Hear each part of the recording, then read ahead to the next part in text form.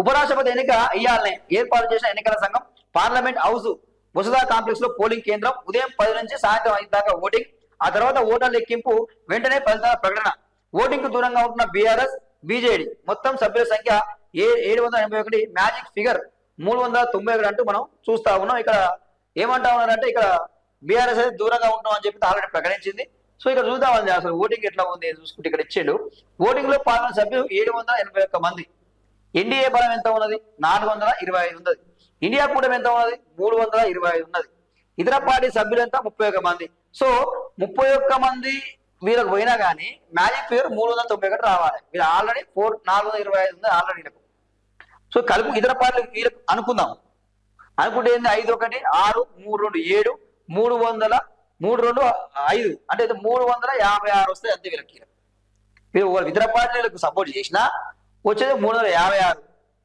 దగ్గర కూడా లేదు కదా, మ్యాజిక్ ఫిగర్ కూడా వీళ్ళు దగ్గర లేదు. సో ఇక గెలిచేది అర్థమైపోయింది కదా. ఇక బీజేపీ గెలుస్తుందని చెప్పి స్పష్టంగా, ఎన్డీఏ కూడా పెడితే గెలుస్తుందని చెప్పి స్పష్టం అయిపోయింది. ఇక్కడ రాధాకృష్ణన్ గెలుస్తాడు అంతే. ఇక సుదర్శన్ రెడ్డి ఓడిపోయే అవకాశం అయితే కనిపిస్తా ఉన్నాయి. అంటే ఓటింగ్ విషయంలో చూసుకుంటే బరాబరా చూసుకుంటే మాత్రం అదే కనిపిస్తా ఉన్నది. సో ఇది ఇప్పటికే ఇక అక్కడ ఏపీలో ఉన్న వైఎస్ఆర్సీపీ కూడా మేము ఎన్డీఏ కూడా అభ్యర్థికి సపోర్ట్ అని ప్రకటించింది ఆల్రెడీ.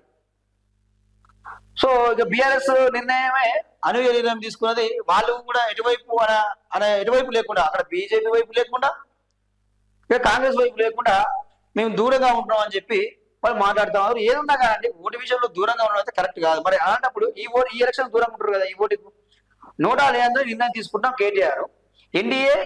ఇండియా కూడా అభ్యర్థులు ఇద్దరు మంచి వాళ్ళే, కానీ వాళ్ళు కాంగ్రెస్ బీజేపీ తరఫున పోటీ చేస్తారు. మరి ఎవరితో బీఆర్ఎస్ తరఫున పోటీ చేయాలా చెప్పుడు. మరి యూరియా ఇవ్వకుండా ఆ రెండు పార్టీలు రైతులను గోసపెడుతున్నాయి. మూసి ప్రాజెక్టు పెద్ద స్కాము, 1,00,000 కోట్లు దోచుకునే కుట్ర, కవిత గురించి మాట్లాడాల్సింది ఏమీ లేదని వాక్యాలు చూస్తా ఉన్నాయి. ఇక్కడ ఉపరాష్ట్రపతి ఎన్నికకు దూరం ఉండాల్సిన అవసరం లేదు. మీకు రాజ్యసభ సభ్యులు ఉన్నారు కాబట్టి ఖచ్చితంగా మీరు ఎవరికొకరు మద్దతు ఇవ్వాల్సిన అవసరం ఉంటుంది. 106 మేము పోయి జరుగుతున్నాం అని చెప్పి చెప్తా ఉన్నారు. మరి ఇక్కడ రేపు బైపోల్స్ లో ఉన్నాయి, రేపు స్థానిక ఎలక్షన్స్ ఉన్నాయి. మరి అది కూడా దాని కూడా దూరంగా ఉంటారా మరి మీరు చెప్పండి. సో అది వాళ్ళ పార్టీ నిర్ణయం తీసుకున్నారు అట్లా.